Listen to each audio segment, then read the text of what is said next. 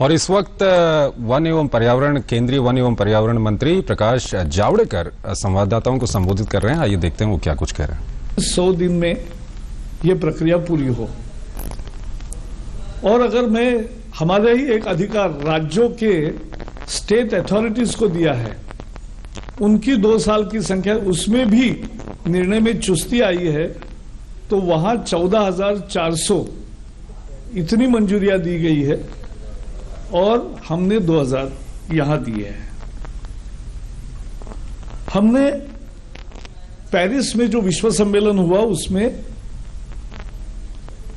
देश की हितों की और विकसनशील देशों की हितों की रक्षा की है। ये बड़ा है। नेक्स्ट है ये जंगल विभाग के जो कैंपा बिल दिया है, आपको मालूम है कैसे कहानी शुरू हुई। 200 करोड़ रुपए खर्च नहीं हुए वनीकरण के लिए जो थे, उसको लेकर कोर्ट ने नाराजगी जताई।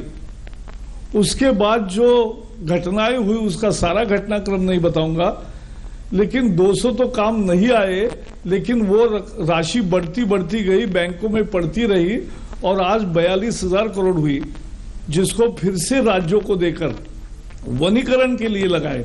इसके लिए हमने कैंपा बिल लाया और वो लोकसभा ने एक राय से सर्वसहमति से पास किया और राज्यसभा में भी आने वाले सेशन में होगा।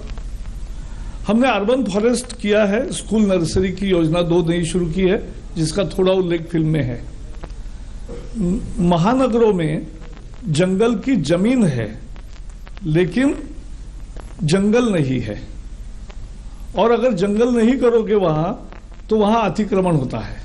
ये पूरे शहरों का अनुभव था।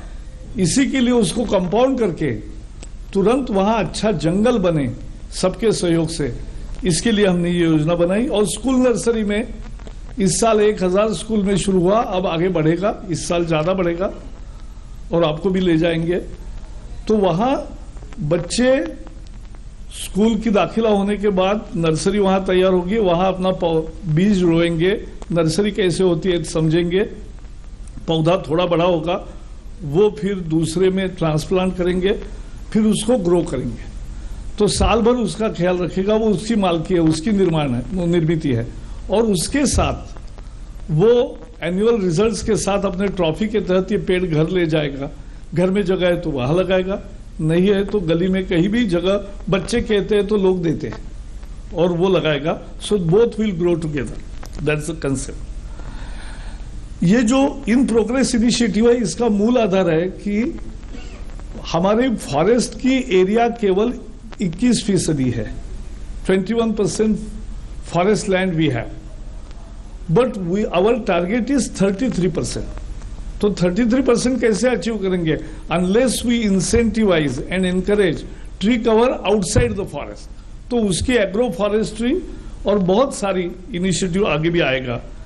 एक पीपीपी का उल्लेख मैंने फिल्म में किया, जो 40,000 करोड़ के आयात करते, यानी जॉब्स बाहर जा रहे, तो जॉब्स भी रहे, आयात भी न हो और यही पैदा हो और यही कार्बन सिंक तैयार हो, ये कल्पना उसमें है।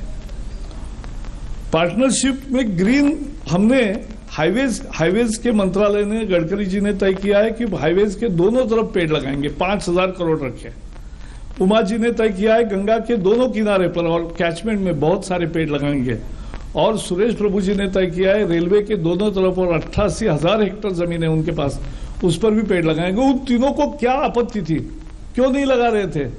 क्योंकि एक बार हाईवे वालों ने पेड़ लगाए तो अच्छे पेड़ बढ़े, तो उस समय वन विभाग ने यह तय किया कि यह अब जंगल घोषित कर दिया, उसको वन क्षेत्र घोषित कर दिया, उसको फॉरेस्ट लैंड घोषित कर दिया। फिर तो पेड़ लगाने को कोई जाएगा ही नहीं। और इसलिए हमने उनको गारंटी दी कि आप पेड़ बढ़ाओ, ये आपके पेड़ हो गए, ये जगह आपकी रहेगी, या हम लेंगे नहीं, और उसको हम तकनीक सहायता जो है, सारी एक्सपर्टीज वो हम करेंगे।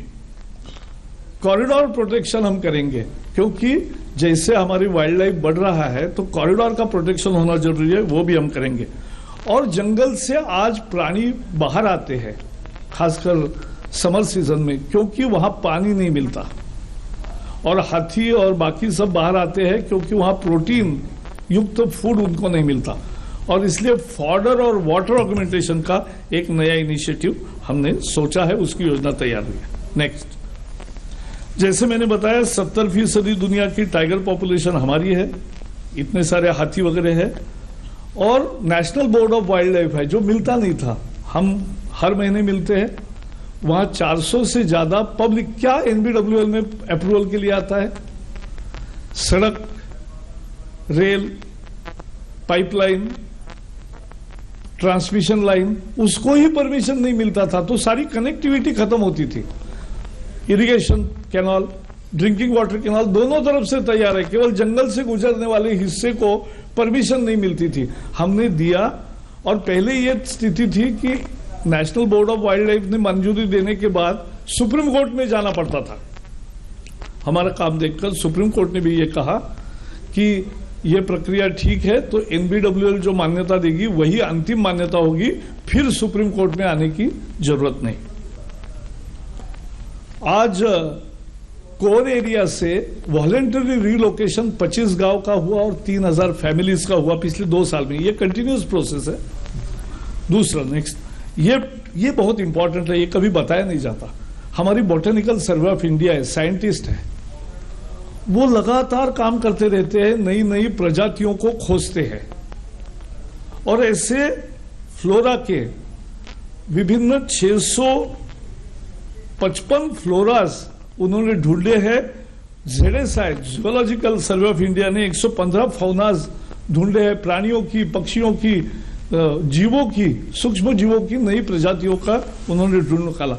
हमारे 9 रिसर्च इंस्टीट्यूट है, लगातार अच्छा काम करते, उन्होंने 6 पेटेंट्स फाइल किए हैं, और हम जैसे टेक्नोलॉजी का उपयोग कर रहे हैं फॉरेस्ट बेटर मैनेजमेंट के लिए। नेक्स्ट, पोल्यूशन इनिशिएटिव में सबसे बड़े 2 इनिशिएटिव हैं।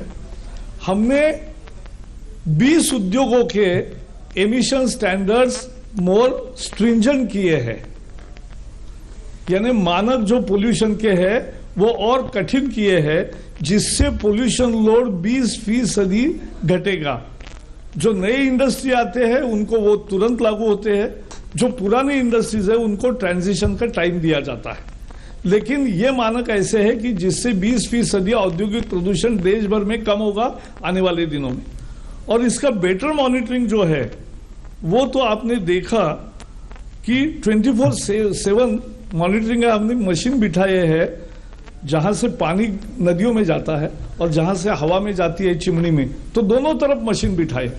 उस मशीन से क्या हुआ है, हमें पल पल की खबर आती है, और मैं आपको दिखाऊंगा, अभी फोन शुरू किया है तो 1-2 मिनट के बाद दिखाऊंगा। जिन्होंने नहीं किया, ऐसे 622 इंडस्ट्रीज को हमने बंद किया जिन्होंने वायलेशन किया, क्योंकि यह हमारी पावर है कानून के तहत, और उन्होंने सुधार करने के बाद फिर शुरू करने को दिए। गंगा में जैसे दिखाया 35%, उसका डॉक्यूमेंटेशन भी है, क्योंकि गंगा में और हमने 2 काम किए। स्पेशल आदेश निकालकर डिस्टिलरी से स्पेंट वॉश नहीं जाएगा और दूसरे उद्योगों से ब्लैक लिकर नहीं जाएगी गंगा में, ये बंधन किया। वो सक्सेसफुल हुआ, इसलिए जो बहुत प्रदूषण होता था वो गया है। अब टैनरी का बचा है जो मेजर, उसको water resources ministry common effluent treatment तैयार कर रही है। दिल्ली के एयर शेड के बारे में हमने 5 राज्यों के 5 मंत्रियों की 5 बार बैठक की, रिव्यू लिया, 1 साल का 3 साल का कार्यक्रम बनाया, और सबसे बड़ा पोल्यूशन पर इलाज मोदी सरकार ने किया है वो है यूरो 6 मानक या भारत 6 मानक को 2020 में ही हम जाएंगे। 60,000 करोड़ का निवेश है, उससे डीजल और पेट्रोल की क्वालिटी ऐसी होगी दुनिया के सबसे बेहतरीन कि 1 अप्रैल 2020 के बाद ये शुद्ध स्वच्छ पेट्रोल डीजल मिलेगा। उससे वाहनों से होने वाला प्रदूषण 90% कमी आएगी, उसमें 90%, और परमानेंट आएगी। ये 15 दिन का नहीं है, ये परमानेंट उपाय है और पूरे देश भर के लिए है। पोल्यूशन इनिशिएटिव्स का दूसरा जो है ये नेक्स्ट, ये वेस्ट मैनेजमेंट हमने तैयार किया है, वो बहुत महत्वपूर्ण है। सॉलिड वेस्ट मैनेजमेंट आपने बहुत अच्छा उसको प्रकाशित भी किया है। Solid waste management, E waste management, biomedical waste, plastic waste, hazardous waste, और इसका सब जगह स्वागत हुआ। पहली दफा आप देख रहे हो कि हम जो निर्णय कर रहे हैं, लगभग सभी निर्णयों का बहुत बड़े पैमाने पर एनजीओज ने भी स्वागत किया है। और कंस्ट्रक्शन डिमोलिशन के रूल नहीं थे, वो हमने पहली दफा तैयार किया है। मतलब है अभी कोई भवन का निर्माण होगा तो पहला भवन गिराएंगे और नया निर्माण करेंगे तो वो पर्दे में होगा, उसकी डेब्री जो है वो पानी मारकर ट्रक में लदेगी, ट्रक भी कवर्ड होगा, उसका निष्पादन ठीक तरीके से होगा, वो सारा रिसाइकलिंग के लिए जाएगा, वो कोई भी वहां नहीं जाएगा। और सारी ये जो वेस्ट मैनेजमेंट रूल है, इसमें पहले सेग्रीगेशन का मुद्दा है, दूसरा एक्सटेंडेड प्रोड्यूसर रिस्पॉन्सिबिलिटी का मुद्दा है, और तीसरा जो लार्ज जनरेटर्स ऑफ वेस्ट है उनको ज्यादा जिम्मेवारी दी गई है। और म्यूनिसिपल कॉर्पोरेशंस और म्यूनिसिपैलिटीज को अधिकार भी दिए हैं कार्रवाई के, और उनको जिम्मेवारी भी दी है। नेक्स्ट, ये केवल 3-4-5 स्लाइड्स और है। पोल्यूशन इनिशिएटिव्स है, इसमें हमने सेपी एरिया जो क्रिटिकली पोल्यूटेड इंडस्ट्रियल एरियाज थे और जिनको उसका अब साइंटिफिक फॉर्मूला तैयार किया है, उसके सहारे हर साल उसका स्कोर होगा, और स्कोर अगर सुधार है तो वो सेपी से बाहर जाएंगे, अगर स्कोर बुरा है तो वो बने रहेंगे या नए भी उसमें आ सकते हैं।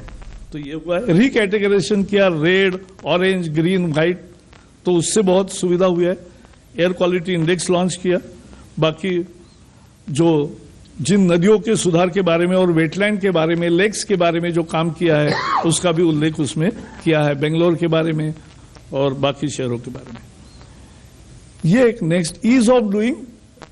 लोग बहुत यूज करते हैं शब्द ईज ऑफ डूइंग बिजनेस, मैं उससे ये नहीं रखता। Ease of doing responsible business. We are not going to allow ease of doing business as usual. It will not be business as usual, it will be responsible business. और उसमें हमने policy के तहत निर्णय लिए, जैसे दिखाया डिफेंस के लिए हमने मंजूरी दे दी, रियल एस्टेट के स्टैंडर्डाइज नॉर्म्स किए हैं, ड्राफ्ट नोटिफिकेशन पब्लिश हुआ है, वाइडनिंग ऑफ नेशनल हाईवेज को परमिशन दी है, वैलिडिटी ऑफ ईसी बढ़ाई है, और forest diversion for new capital city, Andhra नया प्रदेश हुआ, उसको न्यू कैपिटल सिटी करना है तो उसको अलाउ किया है। पॉलिसी डिसीजन, ट्रांसपेरेंट प्रोसेस, सबके एप्लीकेशन अब ऑनलाइन होते हैं, ऑफिस खेल बंद हो गया।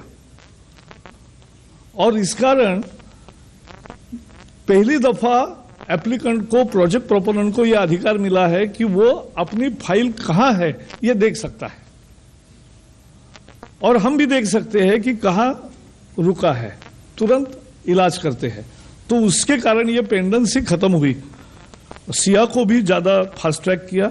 टीओआर, एक टीओआर माने टर्म्स ऑफ रेफरेंस होता है, टेक्निकल टर्म है, लेकिन हर उद्योग जहां एस्टेब्लिश होना है तो उसकी टर्म्स ऑफ रेफरेंस होते हैं। इसके लिए 13 महीने लगते थे, हमने स्टैंडर्डाइज किया, अब 1 महीना लगता है, क्योंकि हमने देखा सबके टीओआर एक तरफ से समान होते हैं, तो वही आइटम्स वो खुद लेके आएगा। दूसरा, डिसेंट्रलाइजेशन किया हमने। पहले 6 हमारे रीजनल ऑफिस थे, 10 किए। 10 में राज्यों को सहभागिता दी, 10 में विशेषज्ञ भी बिठाए, टेक्नोक्रेट्स भी बिठाए, निर्णय पारदर्शी तरीके से होने लगे। उसका केवल मॉनिटरिंग हम यहां से करते कि निर्णय हो लेना, रुके नहीं है ना, और मेरिट पर निर्णय होते हैं, सही कंडीशंस जो देना है, शर्तें जो रखनी है वो दे रखते हैं। इसलिए सारे लीनियर प्रोजेक्ट्स जो मैंने कहा जो अटके हुए थे वो आज सभी राज्यों के मंजूर हो गए हैं। दूसरा, नेक्स्ट, नहीं ये नहीं, यही है, हाँ, नहीं, एवरेज डेज रिक्वायर्ड, इसके लिए 600 दिन का, पहले लाओ, गो बैक,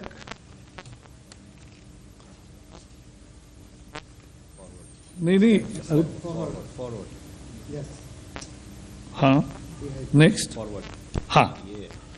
तो इसके कारण एवरेज डेज जो 600 दिन लगते थे, जैसे मैंने कहा यूपीए के शासनकाल में भी प्रोजेक्ट्स को मंजूरी मिलती थी, लेकिन 600 दिन, अब क्यों रुकता था मुझे पता नहीं, लेकिन 600 दिन लगते थे। हमने ये सारी प्रक्रिया सुधरी, इसके कारण वो 190 दिन पर आया और 100 दिन पर होगा। तो ये दिया है। नेक्स्ट, ये कोस्टल इनिशिएटिव, ये बहुत इंपॉर्टेंट है। मैंग्रोव्स ये बहुत महत्वपूर्ण होते हैं हमारे सागर किनारों के रक्षा में, और मुझे खुशी है कि 100 स्क्वायर किलोमीटर बढ़ा है, तो ये मैंग्रोव्स का बढ़ा है। और बाकी भी जगह हमने 1 एकड़ अगर मैंग्रोव्स निकालोगे तो 3 या 5 एकड़ लगाना पड़ेगा, ये एक किया है, और उसका बहुत अच्छे सभी राज्य योजनाएं तैयार कर रही है। हमने सबसे बड़ा काम किया 2 साल में, अब हाई टाइड लाइन और 500 मीटर्स लाइन, ये दोनों हर एक सर्वे के अनुसार तैयार हुआ है, यानी अब कोई कंफ्यूजन नहीं, इंटरप्रिटेशन को स्कोप ही नहीं है। इस अधिकारी ने ये कहा, उस अधिकारी ने ये कहा, आपका अंदर है या बाहर है, कोई कंफ्यूजन नहीं, पूरा डिटेल मैपिंग तैयार हुआ है। ये एक बहुत बड़ा काम है। नेक्स्ट, पेरिस में जैसे आपको पता है और आपने बहुत अच्छा उसको कवर किया था कि भारत के जो INDCs है उसका बहुत अच्छी तरह से दुनिया भर में स्वागत हुआ। हमने महत्वाकांक्षी लक्ष्य रखे हैं, हम हमारी एमिशन इंटेंसिटी को 35% कम करेंगे। लोगों ने मुझे कहा यह बहुत टेक्निकल हो रहा है, तो मैंने कहा कम धुएं में ज्यादा तरक्की। रिड्यूसिंग एमिशन इंटेंसिटी का मतलब क्या? कम धुएं में ज्यादा तरक्की करेंगे। नॉन फॉसिल फ्यूल शेयर है, यानी जिससे कार्बन नहीं निकलता, ऐसी ऊर्जा निर्मित का प्रमाण हमारा 40% रहेगा कैपेसिटी में, ये 2030 तक हम करेंगे। और नया कार्बन सिंक, पूरी डिग्रेडेड जो लैंड है फॉरेस्ट की उसको अच्छा हरा करेंगे, जो मॉडरेटली डेंस है उसको डेंस करेंगे, सभी फॉरेस्ट की क्वालिटी बदलेंगे, और उसके सहारे और बाहर भी, जंगल के बाहर भी ज्यादा वृक्ष लगे, लोग एग्रो फॉरेस्ट्री करें, ऐसे हम सारी मूवमेंट करेंगे, जिससे $2.5 बिलियन, 250 करोड़ टन इतना कार्बन सिंक हम तैयार करेंगे नया। नेक्स्ट, हमने ये कैसे साध्य किया पेरिस में? तो पहले भारत एक नकारात्मक देश करके समझा जाता था, हर एक चीज को अपोज करेगा। हमारे 25 निगोशिएटर्स होते हैं। पहले ही दिन जब हमने बैठक बुलाई लीमा में, तो मैंने उनको एक कहा कि डोंट से अपोज। तो बोले क्या अपोज नहीं करने का, तो सब मान्य करने का? मैंने कहा नहीं, से propose. Only one word change, but that changes the whole mentality, the whole attitude, the whole preparation. Because then you need to provide alternative formulation. तो वो हमने दिया सभी देशों के साथ, 60 देशों के साथ मैंने एक साल में बायलैटरल्स किए, और सभी LMDCs, SAARC, LDCs, SIDS, BASIC, BRICS सभी यूनाइटेड रहे, G77 एंड चाइना, और उसका परिणाम हुआ कि पेरिस में समझौता हमारे मन मुताबिक हुआ। अब पेरिस हो गया, अब सिग्नेचर भी हो गए, अब रेटिफिकेशन हर एक देश अपनी प्रक्रिया से करेगा। लेकिन हमने हमारा काम शुरू किया है कि सभी मंत्रालय और सभी विभाग और प्राइवेट इंडस्ट्री ऑल्सो सब अपना अपना काम करे, ताकि हमारे लक्ष्य को साध्य करे। ये होगा। नेक्स्ट, जैसे मैंने कहा, सस्टेनेबल सैंड माइनिंग एक बहुत बड़ी उपलब्धि है। बालू माफिया का आतंक खत्म होगा जब सैटेलाइट से निगरानी होगी कितनी बालू और कहां निकालनी है, उसका पहले मैप बनेगा। और दूसरा बनेगा कि उसका ट्रक जो जाता है, 1000 ब्रास का कॉन्ट्रैक्ट मिला, वो 10,000 ब्रास ले जाता है, इसी में से बालू माफिया पैदा होता है। तो हमने उसको बार कोडेड रिसीट देने का बंधन किया है। सिक्योरिटी प्रूफ होगा, टैगिंग होगा, सैंड माइन की मूवमेंट ट्रैक होगी, तो कितने ट्रक से जा रहा है उसके CCTV से कैप्चर भी किया जाएगा। ये बंधन लाए हैं, ये संभव था और हमने इच्छा दिखाई, जताई है, तो करेंगे ये। उसकी कैपेसिटी बिल्डिंग भी करेंगे। आने वाले सितंबर से उसका आपको परिणाम भी जगह जगह दिखने लगेगा। और एक हमने जो एडवर्टीजमेंट दी वो आपने देखी होगी, पहली दफा किसी सरकारी इश्तेहार में ऐसा है, नीचे लिखा है कि आपके परिसर में कहीं इलीगल सैंड माइनिंग अगर चलता आपको दिखाई देता है तो हमें सूचित करें इस ईमेल पर। कल तक लगभग 80 से ज्यादा केसेस हमारे पास आए हैं। तो ये हम कर रहे हैं, ये नई बदलाव है। That's what new initiatives we are telling. Next, second last, public participation, सबका आत्मा है, लोगों का सहभाग। और इसलिए स्कूल में बच्चों पर संस्कार हो, इको क्लब्स ज्यादा प्रभावी हो। प्लास्टिक वेस्ट कलेक्शन के बच्चों ने बहुत अच्छे काम किए। पूना में मैंने 12 फरवरी को एक कार्यक्रम किया।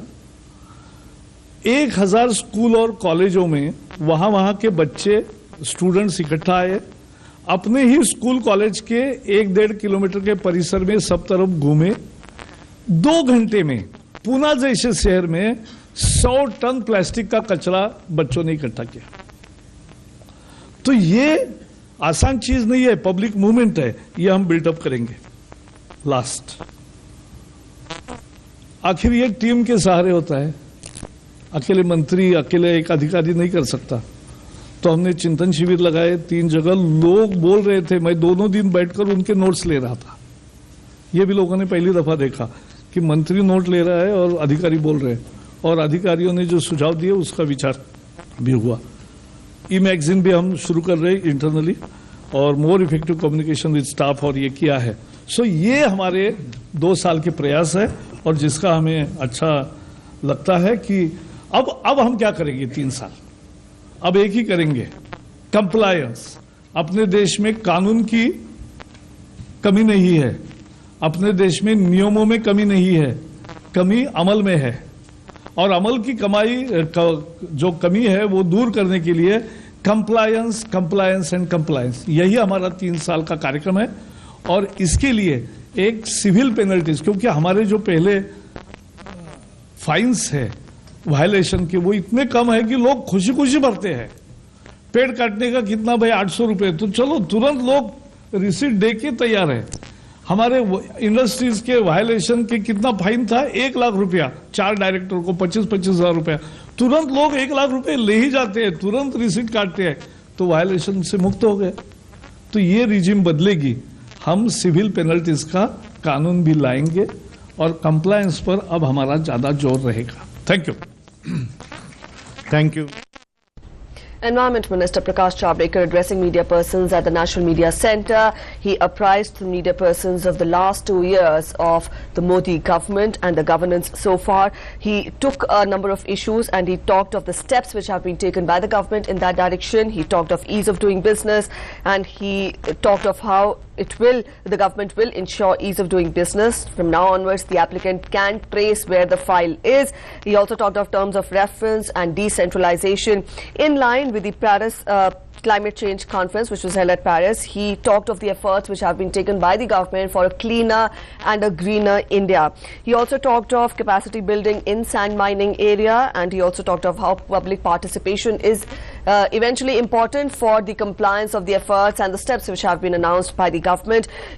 Quoting an example, he talked of a program which he attended in Pune, and he talked of how it helped in disposal of the plastic there. However, he also said that these were the focus areas in the last 2 years, and from now, here on, in the next 3 years, the remaining tenure of the government, compliance is the crux word, and compliance will be the focus of the government. With that,